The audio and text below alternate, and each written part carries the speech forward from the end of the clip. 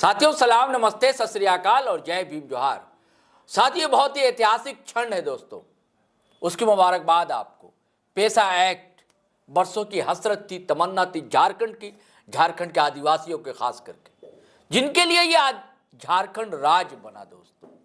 अब 25 साल हो गए ये अपने हक अधिकार से वंचित थे और क्रिसमस का भी अवसर है।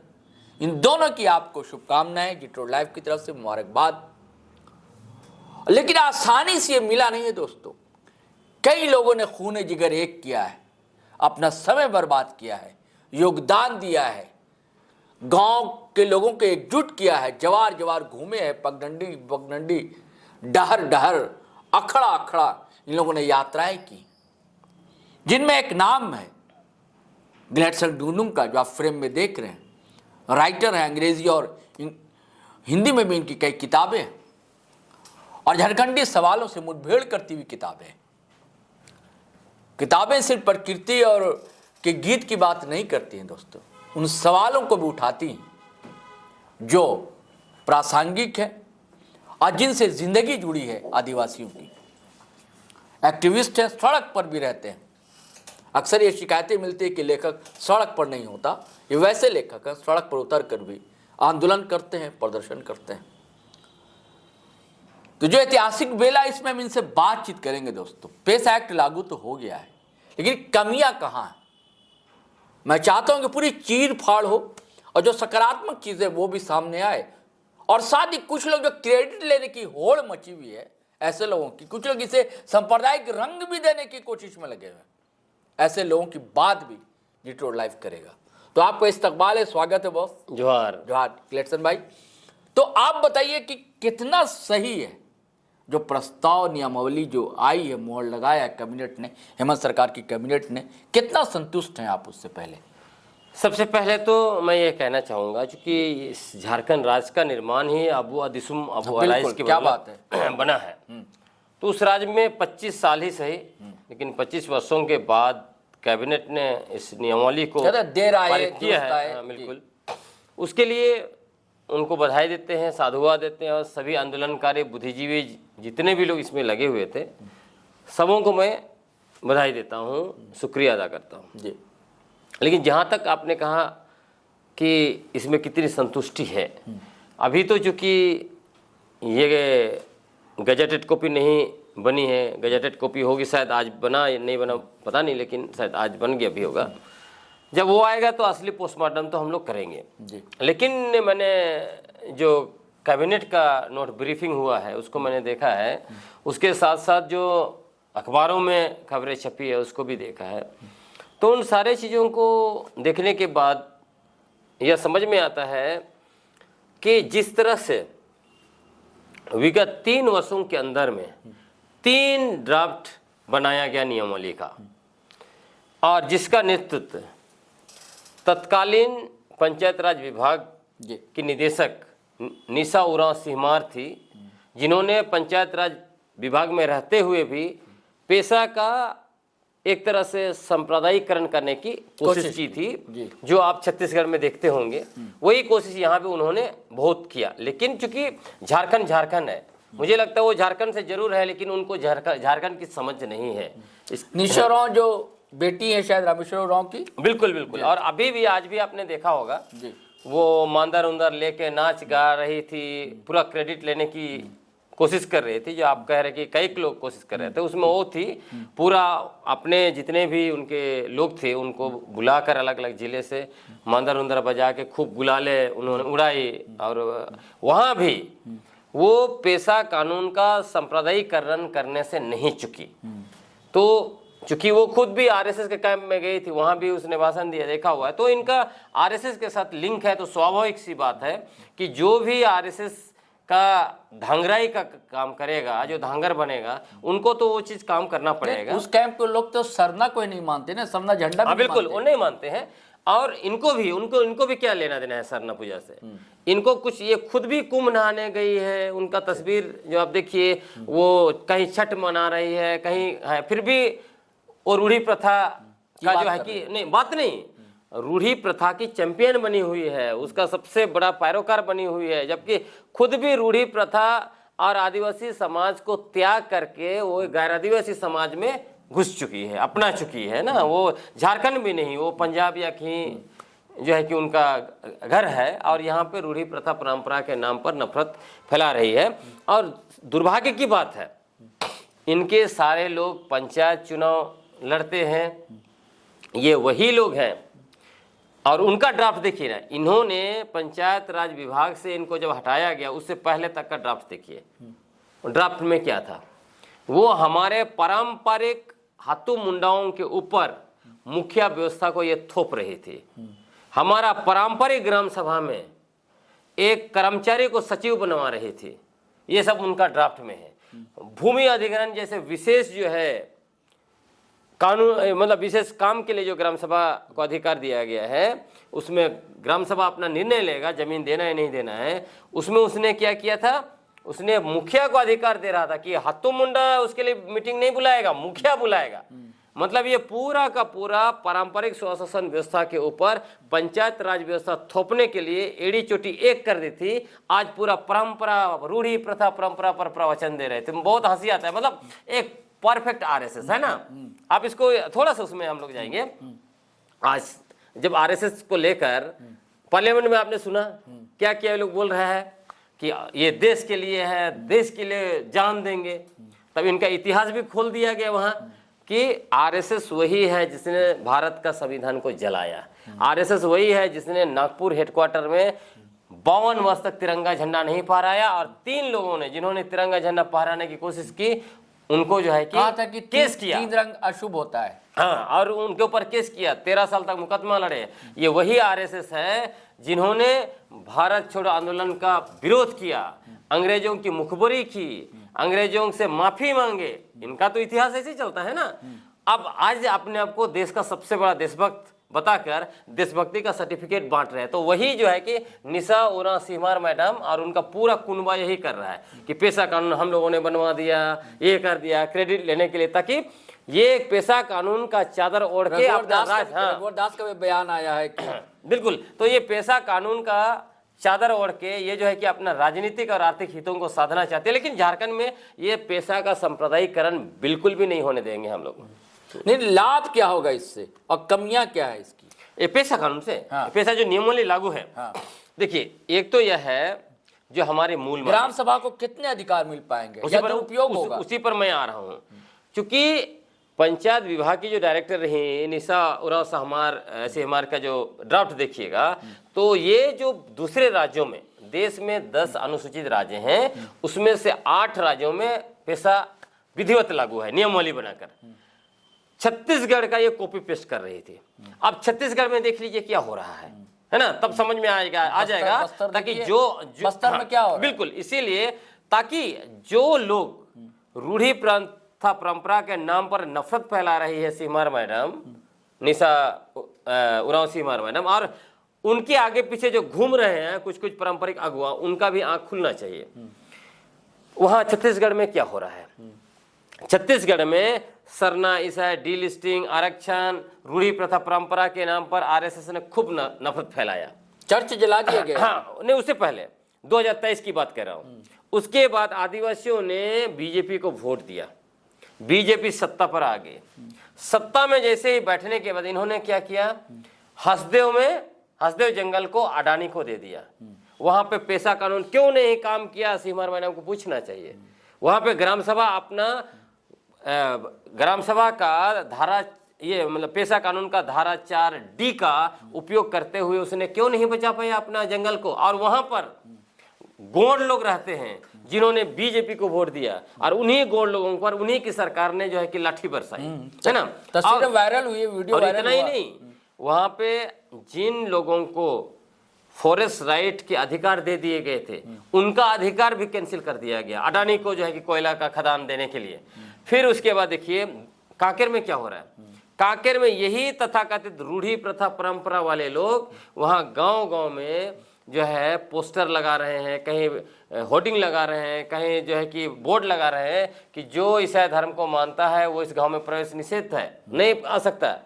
और उसी का कांकेर में आप देख लिया, आदिवासी एक दूसरे का घर जला रहे हैं, चर्च जला रहे हैं, सब कुछ हो रहा है। लेकिन यही लोग उसी धारा का उपयोग करते हुए अपनी जमीन, जंगल, नदी, पानी, खनिज संपदा को नहीं बचा रहे हैं। उस बचाने के लिए एक होर्डिंग नहीं लगा रहे हैं। मतलब एक सोचिए कि कितना मानसिक गुलाम बना आपका दिया। कहना है कि इतना लचर कर दिया गया नियमावली को वहां छत्तीसगढ़ में। एक तो नियम लचर कर दिया गया, और सबसे बड़ी बात है कि आदिवासियों को जो है कि धर्म का चश्मा पहना दिया गया। आप किसी को भी देखो तो उसका धर्म खोजते रहो, और दूसरा उनका दिमाग को आरएसएस ने मानसिक रूप से गुलाम बना दिया। बोल रहा है आप लोग वनवासी हैं, यानी कि आप लोग सनातन हिंदू हैं। यानी कि निशा उरांव का जो बयान है उससे आप जोड़ रहे हैं। हाँ बिल्कुल। और उसके बाद आगे क्या हुआ है, तो ये लोग अपना धर्म खोज रहे हैं और घर जला रहे हैं, ये सब कर रहे हैं, और उधर इनकी जमीन पर, उनका जंगल पर, खनिज संपदा पर, कहीं हसदेव में अडानी, आपको सरगुजा में जो है कि जिंदल, अभी बस्तर में अडानी,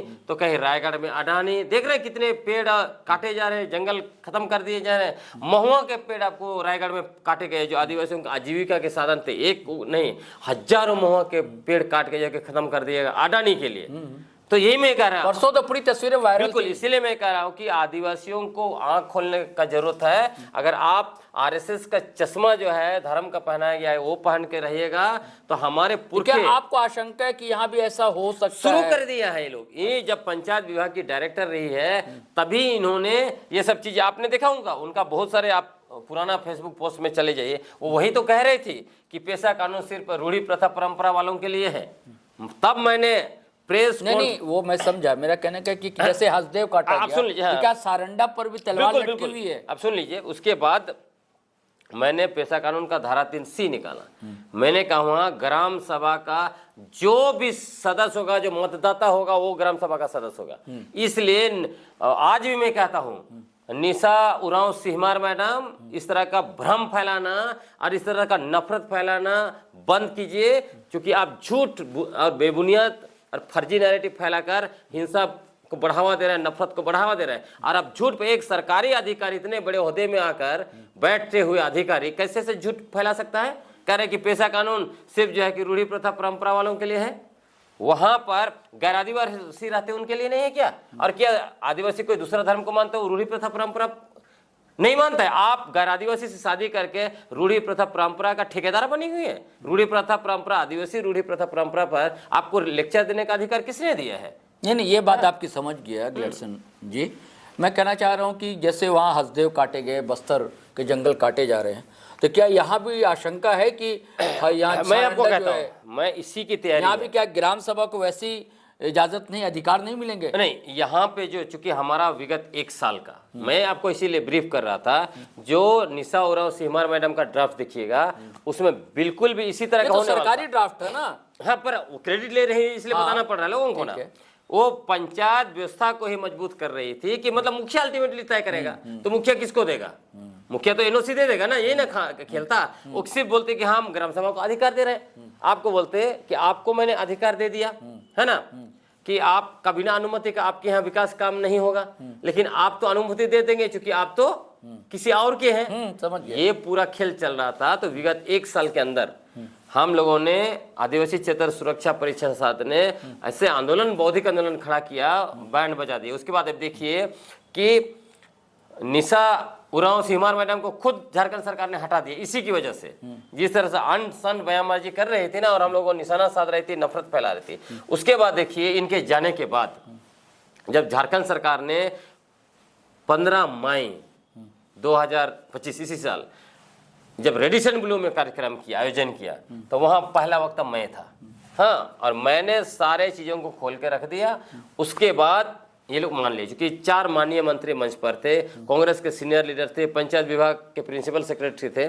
तब उनको जो है कि नए सिरे से चीज़ों को ठीक करना पड़ा। और उसमें अभी अधिकार जरूर दिया है, भूमि अधिग्रहण से पहले, आपका जो है उसी तरह आदिवासी जमीन की खरीद बिक्री से पहले, हाँ, उसके बाद रिस्टोर का भी, खनन से पहले, उसके ग्राम सभा की अनुमति लेनी होगी, बालू में उसके बाद वनोपज पर मालिकाना हक, ये सारे जो पेशा के जो मूल अधिकार है इसमें आ गए, जो छत्तीसगढ़ और दूसरे राज्यों में नहीं दिया। बड़ी बात है, आ गए। अब सवाल ये होता है कि अभी जब ये सरकार है तब तो दबाव दे सकते हैं, लेकिन जैसे ही यहाँ पे अगर बीजेपी की सरकार आएगी तो उनका तो आप जानते हैं क्या होता है, लैंड बैंक जैसे बना था। लैंड बैंक बना दिया था। आप सोचिए कि सीएनटी और एसपीटी कानून रहते हुए, जिसको हम लोग कहते हैं कि ये मामूली कागज नहीं है, ये हमारे पुरखों के खून से लिखे गए दस्तावेज हैं, उसको 3 मिनट में बिना बहस कराए ये लोग संशोधन कर सकते हैं। ये तो कुछ भी कर सकते हैं। और इतना ही नहीं, एक तरफ भाजपा के लोग और माननीय रघुवर दास जी खुद भी सरना आदिवासियों के हितैषी हैं बोल रहे थे, और इन्होंने सरना स्थलों को लैंड बैंक में डाल के पूंजीपतियों के लिए सुरक्षित किया। तो ऐसे ये लोग हैं, जिन पर आप विश्वास करेंगे? आप कभी विश्वास नहीं कर सकते। अब ये अबुआ सरकार में जो भी कांग्रेस जेएमएम इनके सब तो लड़िए भिड़िए, हाँ ये लोग थोड़ा डेमोक्रेसी का आदर करता है। एक सवाल और उठ रहा है, अब लोग सवाल ये उठा रहे हैं कि हमारे चैनल पर भी लोगों ने उठाया, जब पेशा पर पहला वीडियो हमारा गया, कि अब 16 जिलों में आदिवासियों की संख्या उतनी नहीं है जितनी अपेक्षित होनी चाहिए। तो अब कुछ ही जिलों में, कुछ ही जिले 5th शेड्यूल में आते हैं। इस पर क्या कहना है आपका? एक्चुअली लोग इसकी सच्चाई जानते नहीं हैं, और सच्चाई इसलिए नहीं जानते हैं कि झूठ जो फैलाया वो भाजपा नेता शैलेंद्र महतो जी हैं। अच्छा। इस मसले को, चूंकि उन्होंने ही सबसे पहले वो, और जो है कि उनके और एक एमएलए थे, महतो एमएलए, जो आपको जैसे 1997 में पेशा कानून जब विधि 96 में जब पारित हुआ और स्वतः लागू हो गया 97 में, तब इन लोगों ने उसको हाईकोर्ट में चुनौती दिया था, और उसका आधार जनसंख्या ही बताया था। उसके बाद 5वीं अनुसूची को भी चुनौती दिया, उसका आधार जनसंख्या बताया। ये झारखंड हाईकोर्ट ने पेशा वाला को मान लिया इनका, लेकिन सुप्रीम कोर्ट ने खारिज कर दिया। और बाकी ये अनुसूचित क्षेत्र वाला भी हाईकोर्ट ने उसको खारिज कर दिया इनका। तो ये जो जनसंख्या वाला मसला है ना, ये लोग आधा अधूरा सच बताते हैं। सच क्या है आपको बताता हूं कि आखिर अनुसूचित क्षेत्रों का निर्माण किस आधार पर हुआ, क्यों हुआ। वो इसीलिए हुआ कि जब 1764 में अंग्रेज जो लड़ाई लड़े और 65 में दीवानी अधिकार मिल गया, और 67 से जब आदिवासी इलाकों में ये घुसना शुरू किए, तो आदिवासियों ने पुरजोर विरोध किया। उन्होंने कहा कि ये इलाके हमारे हैं, हमारा अपना शासन व्यवस्था है, हम सरकार को स्वीकार नहीं करेंगे, आपका पट्टा नहीं लेंगे, आपको टैक्स नहीं देंगे। तो ये जो लंबी जो चली संघर्ष, उसी के बदौलत ब्रिटिश ने ये मान लिया कि इनके लिए अलग व्यवस्था करना पड़ेगा। और इसीलिए 1874 में पहली बार शेड्यूल डिस्ट्रिक्ट एक्ट बनाया, और उसी में देश के कई इलाके जो आदिवासी बहुल थे उसको अलग कर दिया, जहाँ पे उनका अपना व्यवस्था था। वहाँ जनसंख्या बिल्कुल भी आधार नहीं था। अच्छा, मतलब अनुसूचित क्षेत्र बनने का आधार जनसंख्या बिल्कुल भी नहीं है। देख लें ये लोग 1874 का शेड्यूल डिस्ट्रिक्ट एक्ट। उसके बाद जब 1899 में गवर्नमेंट ऑफ इंडिया एक्ट बनता है, फिर जो है 1919 में बनता है, फिर आखिरी जो बनता है वो 1935 गवर्नमेंट ऑफ इंडिया एक्ट। तो ये तीनों में अलग रखते हैं। और 1935 का देखिएगा तो उसका धारा भी है 91, 92। उसमें क्या होता है, एक्सक्लूडेड एरिया और पार्शियली एक्सक्लूडेड एरिया को डिफाइन करता है 91, और 92 धारा में ये कैसे संचालित होगा उसके बारे में, और गवर्नर को पावर। यानी कि आपका कहना है कि आबादी आधार नहीं है? नहीं, इसीलिए फिर थोड़ा सा जोड़ता। और जब संविधान बनता है तो उसी एक्सक्लूडेड एरिया और पार्शियली एक्सक्लूडेड एरिया को 5वीं और 6वीं अनुसूची के रूप में डाला जाता है। उसके बाद में 1965 में जब ढेबर कमीशन बनता है, तब ढेबर कमीशन जो है बोलता है कि अब मतलब नए से जो अनुसूचित क्षेत्र बनेंगे वहां जनसंख्या एक क्राइटेरिया होगा। अच्छा। तो इसी को ये लोग हवा बनाता है कि अनुसूचित क्षेत्र का आधार जनसंख्या है, आदिवासी का जनसंख्या कम हो गया। तो ये आपको अन्याय नहीं लगता? आप रांची में आप चले जाइए ना, जब आदिवासी रहते थे, आदिवासी बहुल था। नहीं, बाकी बाहर के लोग आपकी बात मैंने मान लिया। आपका कहना है कि वो जरूरी आधार नहीं है। और ये भी 15 ही जिले क्यों? फिर नहीं, इसमें भी आदिवासी आबादी तो सभी जिलों में है। इसमें भी मैं आपको कह रहा हूँ कि इसमें ये भी देखना पड़ेगा। ये अन्याय जैसे नहीं लगता। मान लिया आपका घर है, आप लोग मान लीजिए 5-6 लोग रहते हैं, बाहर से जो है कि आदमी आ गया, 20 आदमी आ जाए, और आपने उनको रहने दे दिया। 10 साल के बाद कहे भाई हमारा जनसंख्या ज्यादा हो गया, अब इसका मालिक हम हुए, हम निर्णय लेंगे। ये सही है क्या? गलत है ना? तो यही तो आदिवासियों के साथ हो रहा है। और आपने कहा कि इतने जिले, इसमें भारत जब आजाद हुआ उसके बाद बेईमानी की गई। आप सोचिए, शेड्यूल डिस्ट्रिक्ट एक्ट में 2 ही था झारखंड में। क्या झारखंड तो नहीं था, लेकिन इस क्षेत्र में संताल परगना और चुटिया नागपुर। तो चुटिया नागपुर का इलाका बहुत विस्तार था, जिसमें आपको हजारीबाग भी था, आपको था। हाँ, इधर भी था, आप धनबाद वगैरह, सबको निकाल दिया गया। क्यों भाई? ये तो बेईमानी है ना। तो वही कह रहे हैं, मतलब आज़ादी का 75 साल का अगर हिसाब किताब लीजिएगा ना, तो आदिवासियों के साथ इतना बेईमानी किया गया है कि कहना ही नहीं। तो उसका कभी हम लोग अकाउंट, यानी कि सरकार अगर सख्त हो, ईमानदार हो, तो अब वह सरकार है आ जाएगी, ये लगता है। मैं आपको कह रहा हूँ, अनुसूचित क्षेत्र जो है ये बाउंड्री है। अब बाउंड्री को प्रोटेक्शन कौन देगा? सरकार। अगर आप मान लीजिए आप कहीं जमीन खरीद लिए, बाउंड्री छोटा बना के छोड़ दिए, तो आपका जमीन बचेगा? कोई ना कोई घुसेगा, आपका अगर कुछ फसल है तो उसको भी खाएगा, आपको पहरा तो देना पड़ेगा। तो सरकार को पहरेदारी करना था, सरकार ने पहरेदारी नहीं किया 25 साल में, जिनकी भी सरकारें रही हैं। अब ये जो पहरेदारी करने के लिए इनके पास कानून बनाने का भी अधिकार था। अब जब भी इस पर डिबेट होता है, आदिवासी इलाके में गैर आदिवासी भर रहे हैं, तो वो लोग किसका रेफरेंस देता है? संविधान का अनुच्छेद 19 का 1 क्या बोलता है? भारत के कोई भी इलाके में कोई भी व्यक्ति रह सकता है, बस सकता है, व्यवसाय कर सकता है, सब कुछ कर सकता है। अब उसी संविधान का 19 का ही सब क्लॉज 5 पर कोई बात नहीं करता। क्या बोलता है? यदि अनुसूचित जनजातियों पर किसी तरह का संकट है तो स्टेट रीजनेबल रिस्ट्रिक्शन लगा सकता है। वहाँ पे उस इलाके में रहना, बसना और नौकरी पेशा करना प्रतिबंधित होगा। तो उसके लिए राज्य सरकार का काम है कानून बनाना। जब संविधान ने आपको अधिकार दिया है तो आप कानून क्यों नहीं बना रहे? इसका मतलब आप सिर्फ मतलब वोट के आधार पर नहीं बना रहे कि बाहर का आदमी आया हो हमको वोट देना बंद कर देगा। भाई आप नॉर्थ ईस्ट चले जाइए, नॉर्थ ईस्ट का कोई राज्य में आप जाके जमीन खरीद सकते हैं क्या? राह बच सकते हैं क्या? तो आप यहाँ वो नियम वाले आप क्यों नहीं लागू करते हैं? नियम क्यों नहीं बनाते जब आपको पावर दिया हुआ है? और दूसरी बात, गवर्नर 5वीं अनुसूचित क्षेत्र के लिए कस्टोडियन गवर्नर है। हाँ। उनको नया से कानून भी बनाने का अधिकार है। 5वीं अनुसूची पैरा 5 देखिए और 6 देखिए। आदिवासी भी तो राज्यपाल रही। हाँ?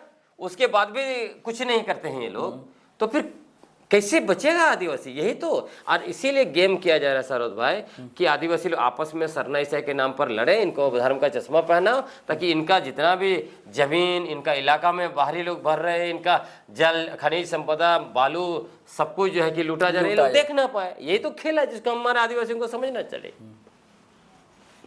तो आप इसको क्रेडिट किसे देना चाहेंगे?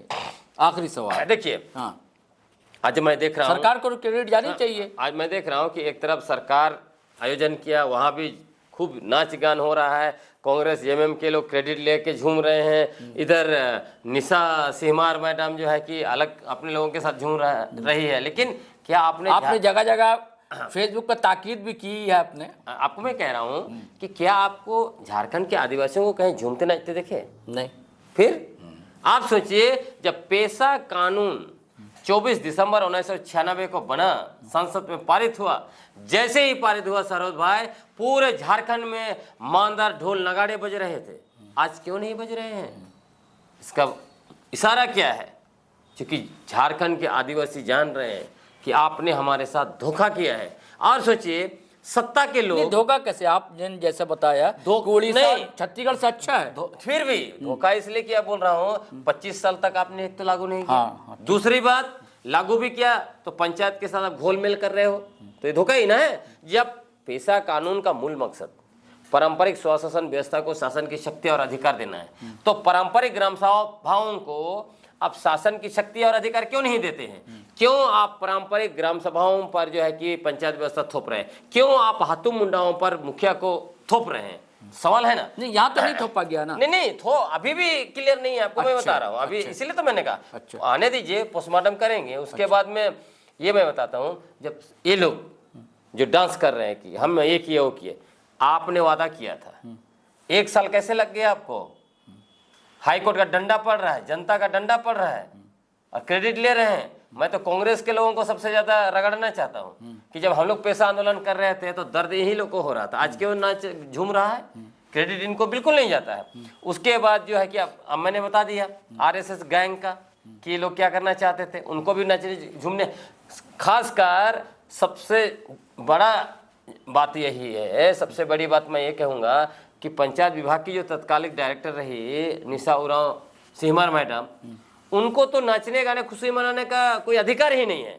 जब आप झारखंड पंचायत राज अधिनियम को पेशा के ऊपर थोपने के लिए एड़ी चोटी एक कर दिए, तो आपको किसने अधिकार दिया? अच्छा, बार बार आप निशा उरांव को टारगेट क्यों कर रहे हैं? टारगेट तो करना पड़ेगा ना, क्योंकि ये रूढ़ी प्रथा परंपरा के ऊपर खूब नफरत फैलाए। और हम लोग को बार बार बोल रहे थे जब पंचायत विभाग की डायरेक्टर है, इनके ऊपर जांच होना चाहिए, इनके ऊपर ये होना चाहिए, इनका पैसा कहाँ सर, इनका पैसा कहाँ। अरे भाई आपको जो जिम्मेवारी दी गई उसको काम कीजिए ना, है आप राजनीति कर रहे हैं क्योंकि आरएसएस और बीजेपी आपका बैक में है बोल के आपको चुनाव लड़ना है, लड़िए, आइए लड़के देखिए तब पता चल जाएगा।